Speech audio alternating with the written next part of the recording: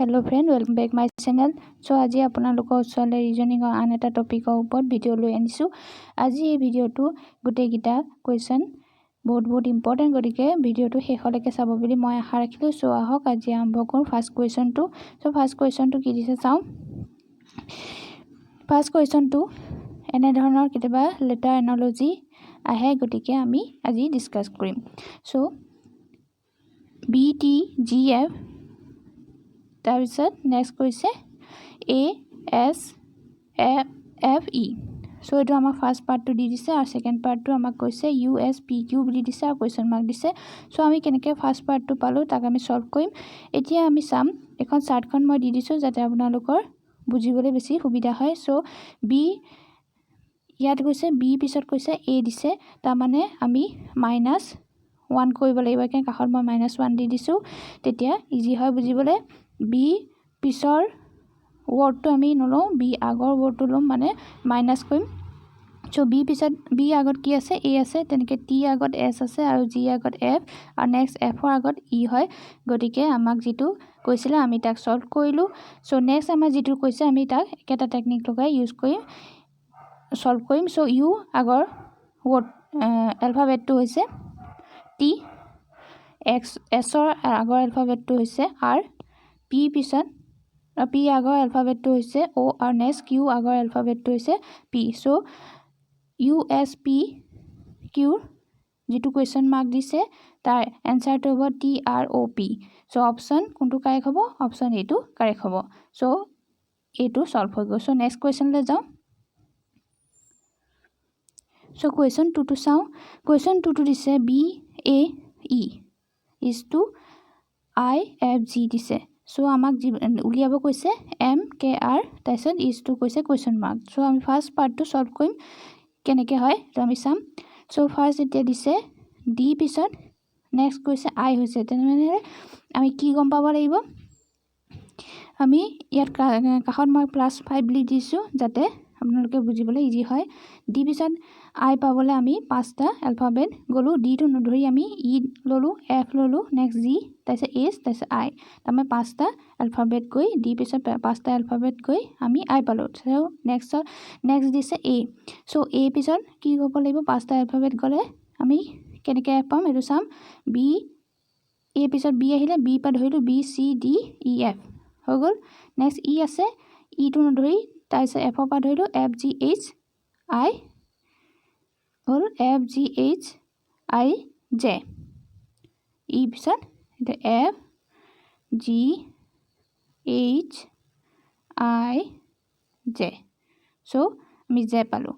এতিয়া নেক্সট দিছে আমাক যিটো উলিয়াব দিছে তাক আমি ছল্ভ কৰিম। এমৰ পিছত এমটো ৱৰ্ড এলফাবেটটো নধৰি এনৰ পৰা ধৰিলোঁ NOPQR হৈ গ'ল, R পাই গ'লোঁ। চ' K দিছে, K পিছত L আহে, Lৰ পৰা আমি ধৰিলোঁ LMNOP, P পালোঁ। নেক্সট দিছে Rটো নধৰি Sৰ পৰা ধৰিলোঁ STUVW। চ' কি এনচাৰ পালোঁ? RPW। চ' অপশ্যন B হ'ব কাৰেক্ট। চ' নেক্সট কুৱেশ্যনলৈ যাওঁ। এইটো দিছে, তো আমি চাম। ফাৰ্ষ্ট কৈছে AMONG ইজটো MAOGN দিছে, তাৰপিছত দিছে ENTRY। চ' আমাক এতিয়া কেনেধৰণে ফাৰ্ষ্ট পাৰ্টটো উলিয়াইছে আমি তাক চাওঁ। এইটো একেবাৰে ইজি হয়। এইটো ফাৰ্ষ্ট যিকেইটা এলফাবেটটো আছে ইয়াত, ফাৰ্ষ্ট এলফাবেটটো আমি চাই ল'ম। এমটো ফাৰ্ষ্ট এলফাবেটটো নেক্সটত ছেকেণ্ড এলফাবেট হৈছে আৰু ছেকেণ্ড এলফাবেটটো যিটো দিছে সেইটো ফাৰ্ষ্ট এলফাবেট হৈছে আৰু মিডিল যিটো এলফাবেট আছে সেইটো মিডিলতে আছে। নেক্সট আকৌ লাষ্টৰ যিটো 4th এলফাবেটটো আছে লাষ্ট তলত যিটো আমাক দিছে তাৰ সেইটো 5th হৈছে আৰু যিটো ওপৰত 5th এলফাবেটটো আছে সেইটো তলৰ যিটো দিছে তাত 4th এলফাবেট হৈছে। তাৰমানে ইটোৰ পৰা সিটো এলফাবেটটো চেঞ্জ হৈছে, কিন্তু মিডিল যিটো এলফাবেট আছে সেইটো মিডিলতে আছে। চ' একেটা টেকনিকে ইউজ কৰি যিটো ইয়াত দিছে আমাক উলিয়াবলৈ সেইটো আমি ছল্ভ কৰিম। এতিয়া ই দিছে, ইটো ফাৰ্ষ্ট এলফাবেট, কিন্তু নেক্সট যিটো আমি উলিয়াব লাগিব সেই ফাৰ্ষ্ট এলফাবেটটো ইয়াত ছেকেণ্ড এলফাবেট হ'ব আৰু এইটো ছেকেণ্ড এলফাবেটটো ফাৰ্ষ্ট এলফাবেট হ'ব আৰু মিডিল যিটো এলফাবেট আছে সেইটো মিডিল এলফাবেট T আছে, গতিকে T থাকিব আৰু 4th এলফাবেটটো এফালে r টো 5th এলফাবেট হৈ যাব আৰু y টো ইয়াত 5th এলফাবেট আছে এটো 4th এলফাবেট হৈ যাব গতিকে যেটো ENTRY তাৰ আনসাৰটো হ'ব NETYR সো অপচন কোনটো কাৰেক্ট হ'ব অপচন কাৰেক্ট হ'ব option B so next question লৈ যাও সো এটো কোৱেশ্চন 4 টো দিছে 224 DGH দিছে আৰু তাৰ পিছত কোৱেশ্চন মাৰ্ক দিছে আৰু তাৰ পিছতহে কৈছে ইছটো দি পেলাই কৈছে ASR গতিকে এটো আমি যেটো ফাৰ্স্ট পাৰ্টটো উলিয়াই লম তাৰপিছত সেকেন্ড পাৰ্টটো আমি সলভ কৰিম তো ফাৰ্স্ট পাৰ্টটো কি হয় যে দিয়ে কোনটো নম্বৰ ৰিপ্ৰেজেন্ট কৰে 4 তাৰপিছত GA 7 আৰু HAR গোটেইখিনি মাল্টিপ্লাই কৰি দিলে ইকুৱেল টু আমি কিমান পালো 224 সো সেম টেকনিক এতিয়া ইউজ কৰিম আমাক এলফাবেটটো ওয়াৰ্ডটো দিছে ASR বুলি এতিয়া আমি সেই এলফাবেটৰ প্ৰত্যেকটা এলফাবেটৰ নম্বৰ লৈ আমি গোটেইখিনি মাল্টিপ্লাই কৰিম সো আমাৰ তেতিয়া কোৱেশ্চনটো ওলাই যাব সো A কোনটো নম্বৰ ৰিপ্ৰেজেন্ট কৰে 1 S A 19 আৰু R A 18 so 1 multiply 19 multiply 18 কৰিলে ইকুৱেল টু কিমান পালো 342 সো অপচন A হ'ব কাৰেক্ট आंसर